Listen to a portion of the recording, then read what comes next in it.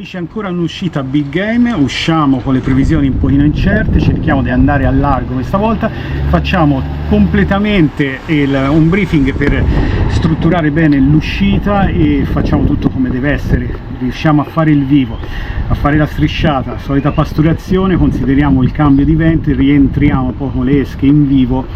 da molto lontano perché siamo andati oltre 100 metri e ritorniamo in traino col vivo. Non troviamo niente, però alla fine mentre